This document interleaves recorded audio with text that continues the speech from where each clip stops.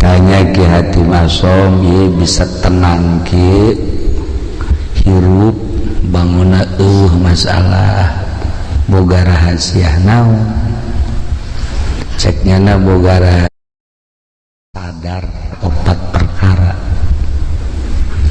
hiji boga kasadaran bahwa rizki nukula wajib ting kukumaha ge moal ku batur lamun nukula mah nukula bae kajian di kota di kampung di gunung tetep bae nukula mah nukula bae geus lamun eta rizki geus diatur ku Gusti Allah nukula moal ku batur atuh kula tenang cenah eta urang ngomong mengenahan kan ya heuh bangunan ngeunaheun masa tapi eta praktekna isuk-isuk keneh waduh asana ku batur ya asana yeuh aduh lamun teu giat asana yeuh tah eta tah urang nah eta nu mantap ge kapiharan ku kotok asana tah mantap kula tenang cek jada moal wajen kukumaha ge nukula tetep nukula bae nu lain tetep bae nu lain tah eta tah urang geus nyaho kos kitu teh geus nyaho tah jang ketenangan urang tawakkaltu 'alallah wala haula wala quwata illa billahil aliyil azim pasrah diri ka Allah urang mah teu daya teu upaya geus diatur ku Gusti Allah urang tinggal sadarna jeung praktek data nu hese tah bisa eta beta hiji tah merdeka urang hirup merdeka tah urang hirup tenang. Assalamualaikum. Hese hayang pasrah sapasrah pasrahna kumaha Allah hese urang wadeg na ngarasula abay ulah-ulah pasrahna naon ni pasrah urusan rizki bae kadang-kadang urang teh can bisa sakieu ge urang ngaji bae tapi teu daek bisa komo nu teu ngaji paingan hararedang bae hararedang bae jelema nu kurang pasrah teh eueuh ketenangan mantak Hatim Asom istimewa di zamanna anjeunna jadi panutan kabeh ngadengkeun ujangan anjeunna ngaca kana ucap jeung tingkah lantarannya nama geus bisa pasrah ka Gusti Allah bahasa pasrah teh bahasa urang bahasa kita mah tawakal teh bisa bae urang ngomong tawakal tapi praktekna hese tawakal teh praktekna ya Allah ya Rabb sakege urang ngaji bae sakumaha tadi komo teu ngaji sedegeun tingkatanna aya 3 hiji tawakal jang urang naik seetik solihin wali taslim naik deui ka luhur tafwid eta urang bisa ngomongna doang jadi hese jasa praktek ditanya Ki Hatim Asom ye bisa tenang Ki hirup bangunna eueuh masalah boga rahasia naon ceknya boga rahasia sadar opat perkara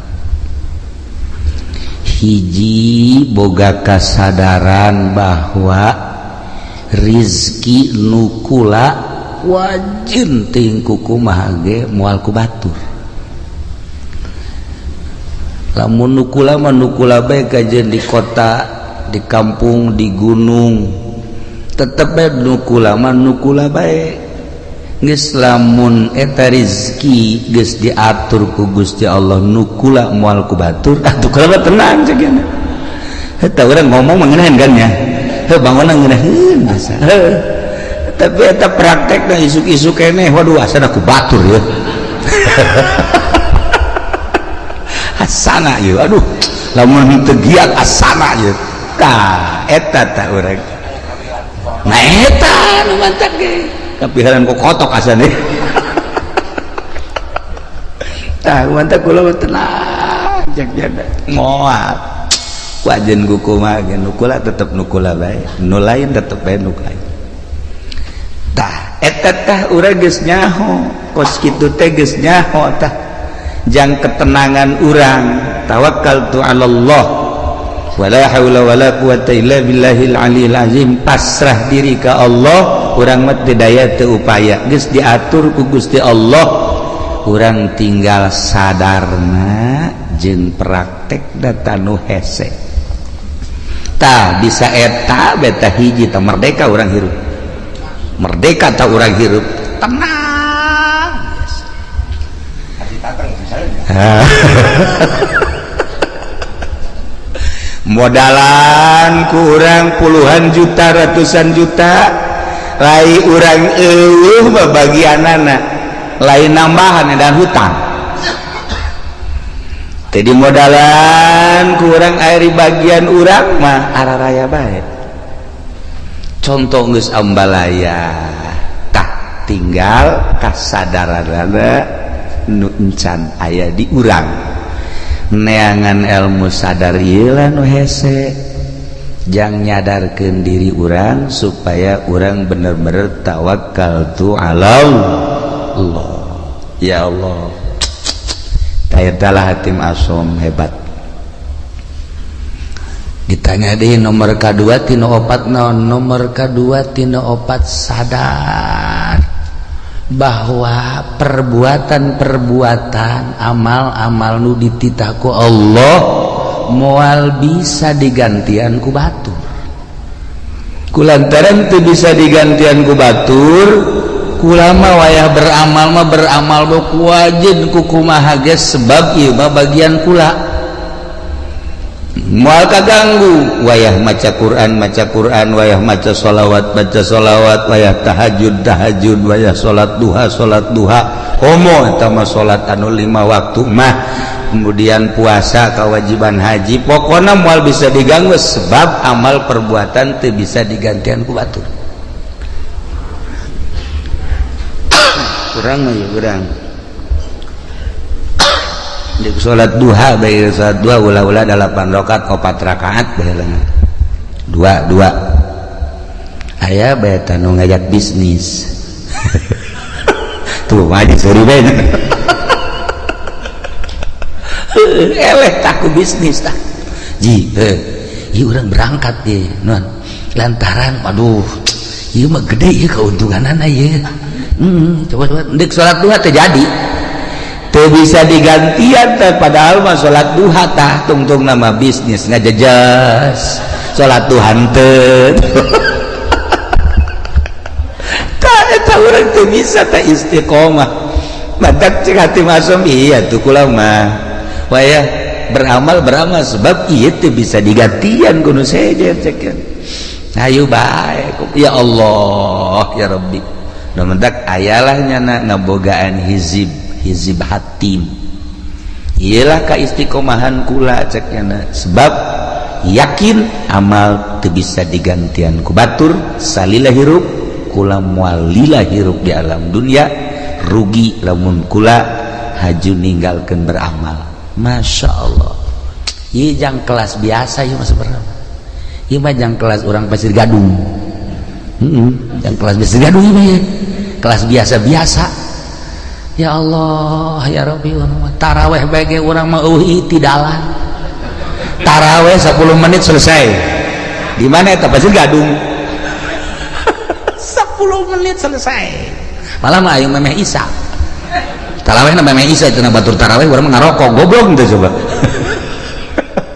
tah ieu beramal teh urang lalawara aja dipigawe ku dipagaweuna cantang tu jadi amal ya Allah ya Rabbi tah ieu nu kadua katilu naon nu katilu sadar bahwa maut eta bakal datang jeung datang nate yang ngadadak.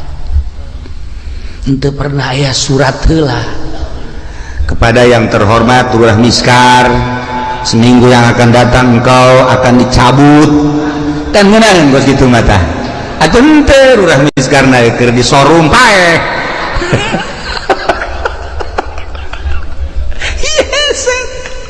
Orang ada yang nu maot di masjid keur sujud senang, orang nu maot keur tahlil senang, orang maot keur maca Quran, masya Allah, maot keur ibadah zikir ya Allah ya Rabb, maot keur itikaf masya Allah. Dan ieu mah keur di hotel, masya Allah, di anu osok mandi aya uapan teh naon teh misal ngaranna leuseuri.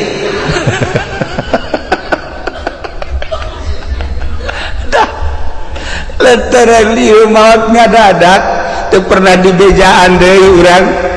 Nah cek atim asong nu mata kulama selalu inget ka maot sakumaha nu dicaritakeun ku Kangjeng Rasulullah Muhammad sallallahu alaihi wasallam, yakni aksiru min zikri hazimil lazat, lobakeun eling kanu megatkeun kana kanikmatan kalimat paeh. Ulama terus bae sakena inget ka paeh teh terus bae inget ka paeh, inget ka paeh, inget ka alam barzah, inget ka akhirat, inget ka bakal dihisab, inget ka bakal kapanggih jeung Gusti Allah. Masya Allah. Tadi nu mantak urang haju dae ka tadi kamana kapan teh cerita gitu kan. Nah eta kan poho ka paeh. Haju segala kamana di lebaran coba bejakeun ka mana? Tuh solear tuh ngakurkeun beungeut. Tama jeung Zainuddin tah. Jeung pendi ka ditu. Eta kan ngaranna poho ka paeh eta kos kitu ya Allah ya Rabbi.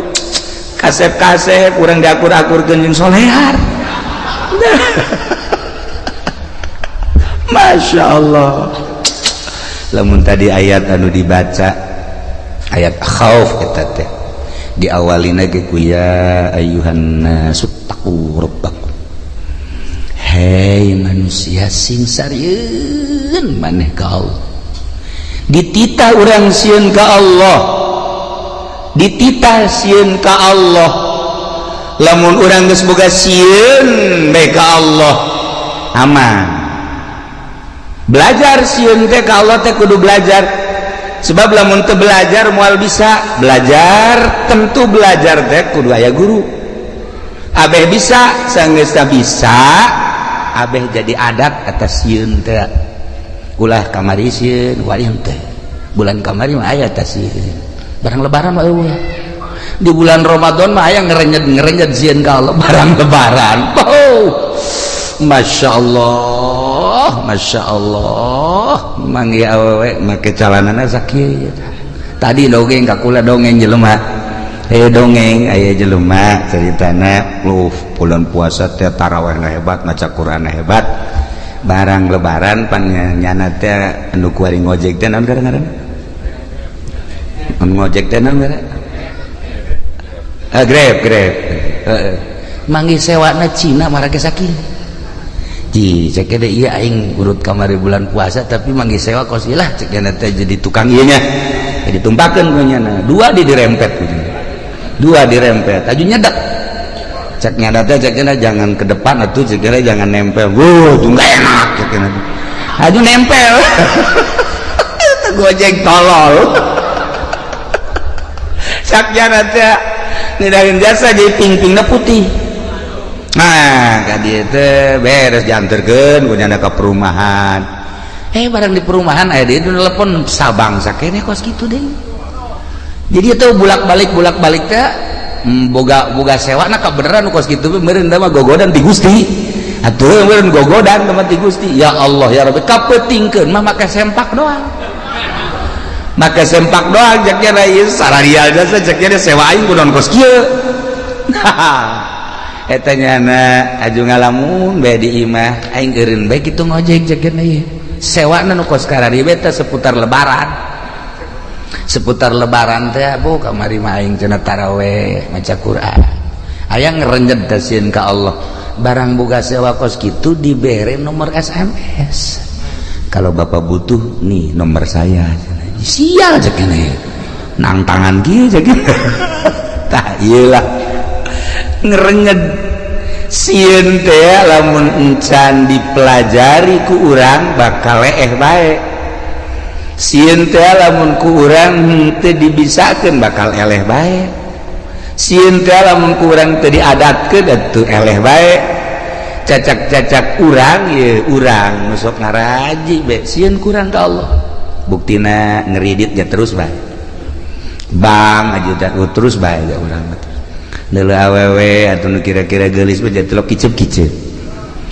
terus bae berarti kan eueuh sieun tah malah hook da ieu ittaqu rabbakum sing sarieun maraneh kabeh ka pangeran inna zalzalata saati syai'un azim geus dibejakeun sakeude kumahana cik ahli bilagah mah ku pohara-poharana dinakirohkeun syai'un azim sanya-nyana gunjlang genjlongna dahsyatna kiamat eta teh syai'un azim dijelaskeun kabla dituna tazhalu kullu murdiatin amma arda'at yauma tarawnaha anjeun bakal neuleuh geula di poe kiamat eta jelema anu nyusuan pohok anak di mana indung pohok anak moal aya tetapi ieu mah dilucuteun bae ku dahsyat-dahsyatna coba eta masyaallah tazhalu kullu murdiatin amma arda'at wa tadau kullu zati hamlin hamlaha nu reuneuh ngadadak ka juru nu reuneuh ngadadak brek-brek ka juru geus acak-acakan geus acak-acakan masyaallah bahkan leuleuh jelema teh sukaro wa mahum bisukaro marabok sing golea padahal mah teu mabok teh naon teu mabok teh naon eta kadahsyatan poe kiamat sabenerna mah kiamat eta di hareupeun urang kiamat eta di hareupeun urang di hareupeun urang teh kiamat kubro engke kiamat sugro pae nu tadi dicaritakeun teh maut emang maut kumaha gitu dedeleuan nu ieu teh pan dirobah lah kajeun teuing molotot ge di kieu-kieu tah ku urang di kieu-kieu wal bisa dirobah ku Allah dedeleuanna teh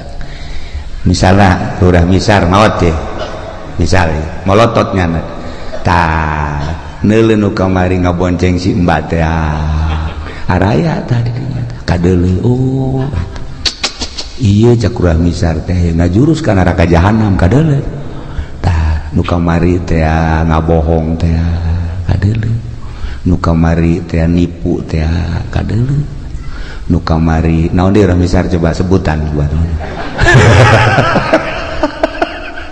kadareuleut tah amal-amal urang anu bakal ngadorong urang ka neraka amal urang nu bakal ngadorong ka sorga eta teh dibuktikeun eta teh lain teh dahsyat syai'un azim inna zalzalatas saati syai'un azim masyaallah ya Rabb ditungtungna nu mentak awalna ge tadi teh walakinnallaha mudaun ya ayyuhan nasu taqu rabbakum horenganan walakinna azaballahi syadid siksa Allah pohara sakira-kira urang dideuleukeun ka siksa Allah setik bae cara neuleuhna Kangjeng Nabi moal bisa seri-seri acan cek Kangjeng Nabi niscaya maneh careurik bae tapi urang mah pan ieu tenang-tenang bae nya urang mah kalem-kalem bae biasa bae deres nu ngora keneh mah ieu nu geus karorot ge biasa bae nu geus karorot malah main HP boga HP na ge 3 pan boga HP na ge 3 tenang da suka kamar teh lain nasbeh ngeuleuhan WA-an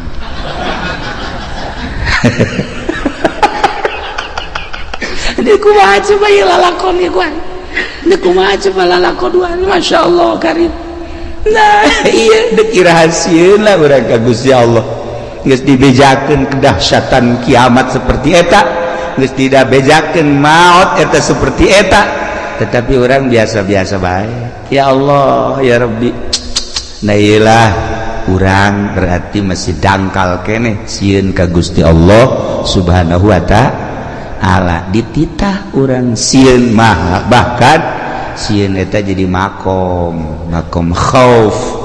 Lamun geus sieun jadi makom kabelah dituna ciri jelema anu geus sieun ka Allah haju sieunna jadi makom sanajan teu sare teu tunduk.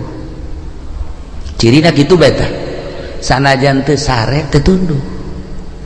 Sare sapoe-sapoe teh ngan sajam atawa 2 jam tapi burinyas. Tah eta jelema nu sieun ka Allah.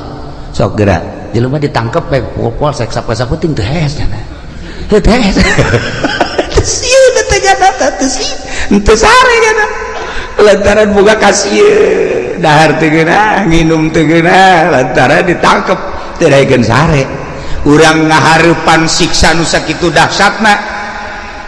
Lamun nyaritakeun siksa ulah jauh-jauh di Bukhari, di Bukhari kabari kula gaji Bukhari. Saeutik we heulanan kesang.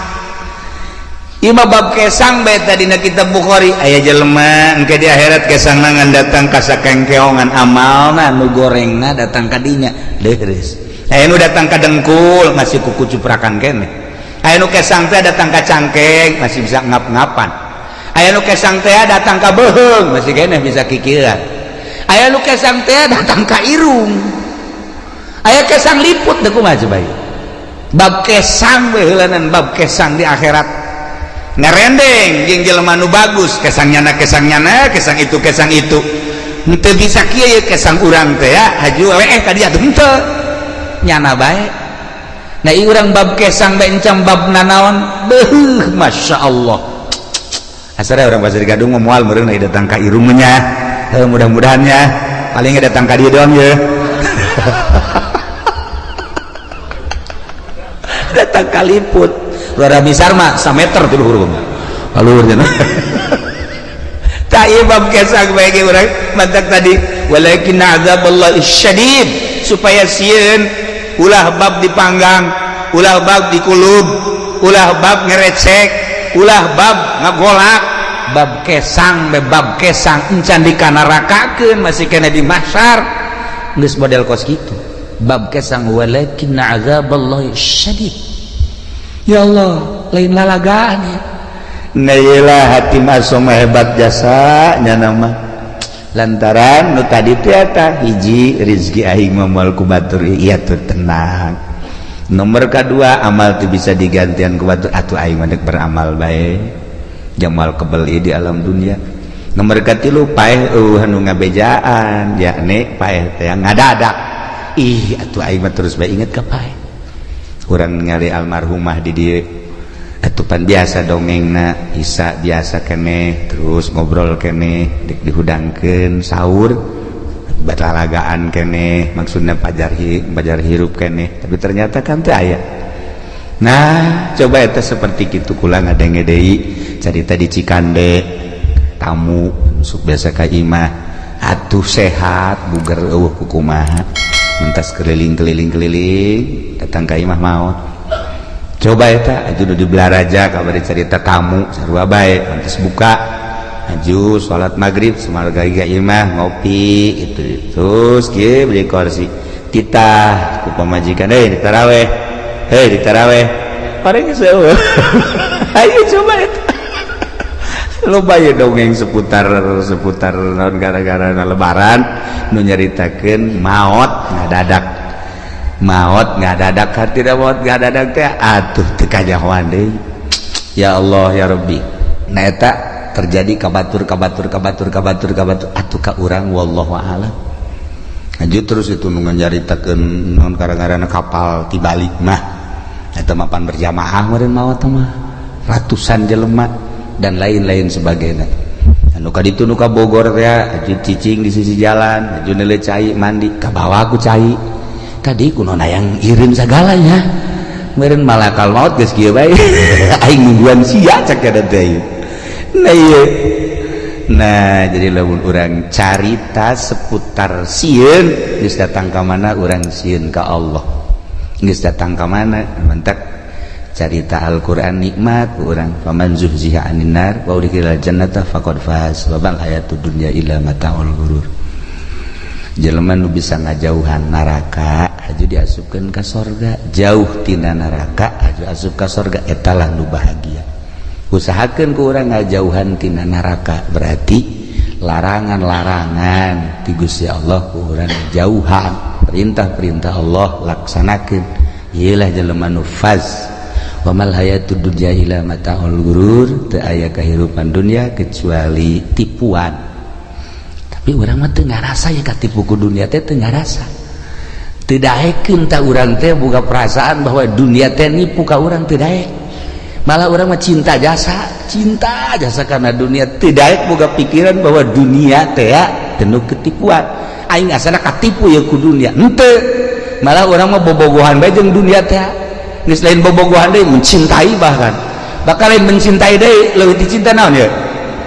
Resep atuh cinta resep teh dunia teh henteu bae urang teh boga pikiran dunia teh penuh tipuan. Masyaallah karim teu daekeun dah ya. Itulah para jamaah kaum muslimin wal muslimat rahimakumullah. Terakhir ya hatim, naon sih nuka opat bakal mentak jadi tenang gitu? Nuka opat boga perasaan sadar sasadar-sadarna bahwa Allah teh neleukeun bae ka kula, teu pernah sadetik henteu neleukeun ka kula. Etalah cek hatim asom anu kula terus-terusan ibadah ka Gusti Allah, berbakti ka Gusti Allah, datang ka boga perasaan diri kula sorangan eueuh ku sebab terus bae dideleukeun ku Gusti Allah. Teu pernah teu asa teu kadeuleuh Gusti Allah teh, jeung teu pernah asa teu dideleukeun ku Gusti Allah. Nah, lamun urang bisa nopat perkara geus bakal bahagia. Urang bisa nopat perkara tadi, urang bakal sorga. Hiji sadar bahwa rezeki nu urang moal ku batur, tenangkeun diri urang. Kitu cenah kiai ulah usaha, saha nu nita ulah usaha. Usaha mah usaha ke sia, ajuna ngawarung eureun, tani eureun. Kararieu becak pamajikan kapan teu ka warung lah tu deui urang aya urang ieu aya menteu bae asana moal kebal pamajikan balik atuh usaha bantak ieu mah kelas urang, tawakal kelas urang, usaha ngan pasrahkeun ka Gusti Allah. Ya usaha naga dititah ku Allah, urang boga tanaga-naga nu Allah, segala rupa diatur ku Allah, usahana make aturan Allah. Jeung lain usahana nu diulah, ta'alluqna cumantel kana dunyana nu ulah mah.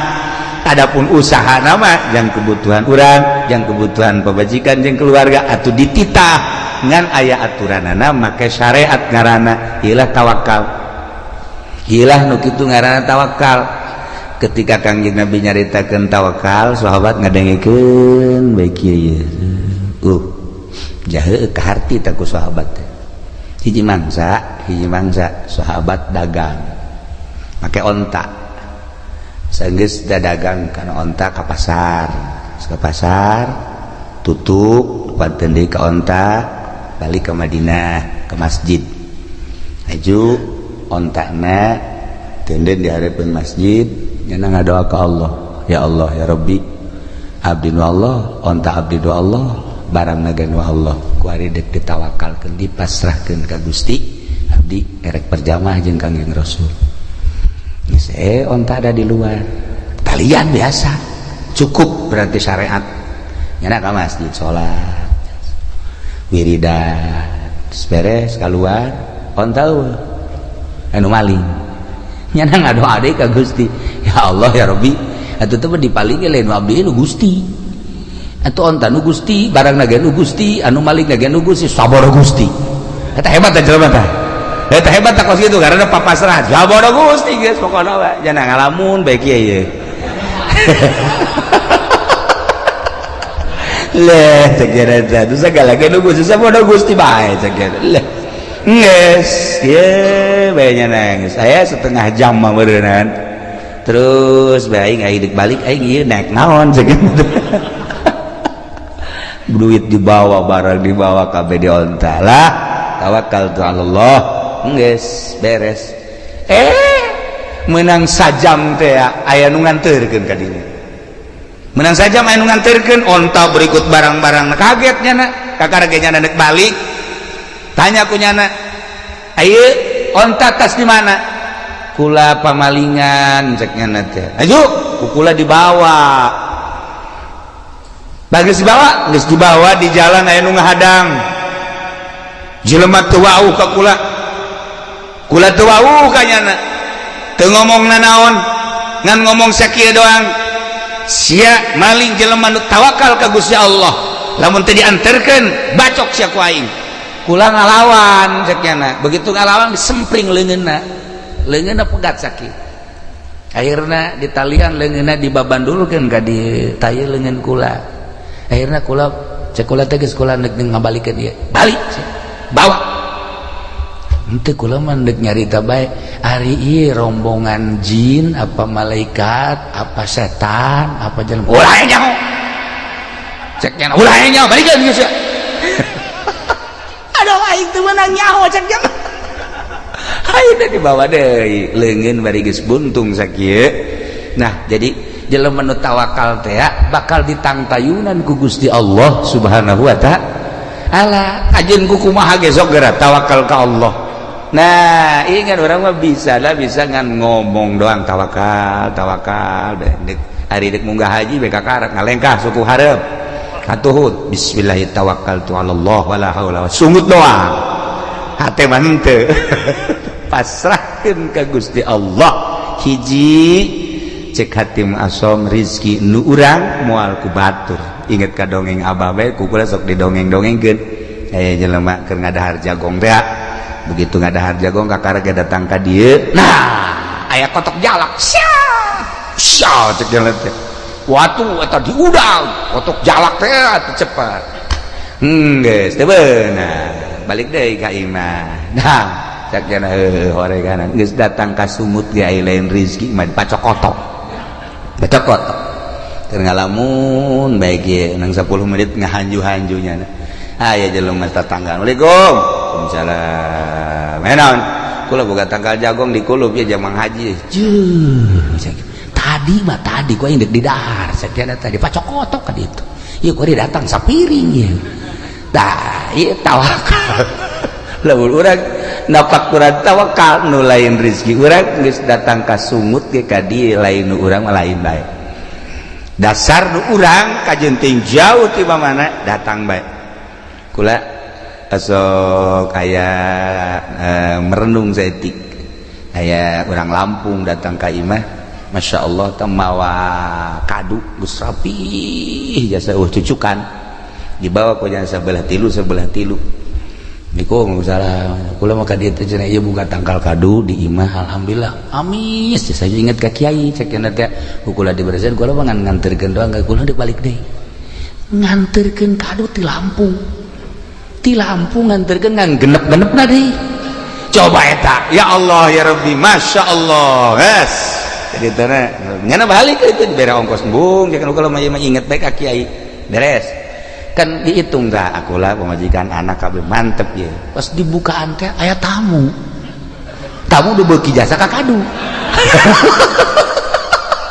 modal Ki Azizi gitulah tamuna maksudna babaturan deukeut jasa aja dah ye jadi keur buka kadu Masya Allah ka hobi kula ye cekula teh ieu anak pemajikan ge sebenarnya henteu tapi jadal milu nih meruksa mobil eta panti Lampung ka dieu maksudna mah jang kula jeung keluarga nah nyana datang sa mobil kula ngan ka bagian 2 nyamplung nyana bae nu loba mah bener aja ku ngeunah amat ngana tolol sia tapi kulantaran rizkina beureunanan Masya Allah atuh masalah rezekinya anak nah kos kitulah Allah ngatur lamun ku urang di tapakuran pohara jasa di Lampung datang jang kula jol dibelah teh aya tamu anu akrab jasa tamuna barengan ngadahar siring nyamplung Allah ngatur seperti eta ulah boga pikiran kieu mun ulah waka dibuka mah seubeuh meureun ulah boga pikiran gos kitu lantaran memang geus rezekinya anak nah lamun urang pasrah bahwa rizki nu urang moal ku batur, nu batur moal ku urang, tenang. 2, amal moal bisa digantian ku batur, anak itu urang kudu sigreg. 3, maot eueuh nu ngabejaan, ngada-ada kabeh ge maot mah dek datang. Nomor ka 3, Allah deuleukeun bae ka urang sadetik teu pernah teu deuleukeun. Bahasana ge laisa baini wa bainaka bainun, antara anjeun jeung kaula cek Allah eueuh antara, lantaran bi takumu ku ayana kaula ku kaula maneh jumeneng, wa bi ku ayana kaula anjeun teh hirup dihirupkeun ku kaula, diatur ku kaula, laisa baini wa bainaka bainun, antara kula jeung anjeun cek Allah eueuh masa eueuh antara ngan anjeunna nu beloon cek Gusti Allah. Kunaon atuh teu boga perasaan deukeut padahal wa nahnu aqrabu ilaihi min hablil warid. Terjemahanana ana aqrabu min nafsika wa ana aqrabu min nutkika wa ana aqrabu min hablil warid. Kaula leuwih deukeut tibatan diri anjeun, kaula leuwih deukeut tibatan omongan anjeun, kaula leuwih deukeut tibatan hablil warid. Kunaon atuh maneh ngarasa jauh, kanyahoan jauhna kok make jeung ngarumpak kana sagala rupa larangan-larangan kaula nu haram nu subhat jeung sajabana, berarti anjeun teu asa diperhatikeun ku kaula.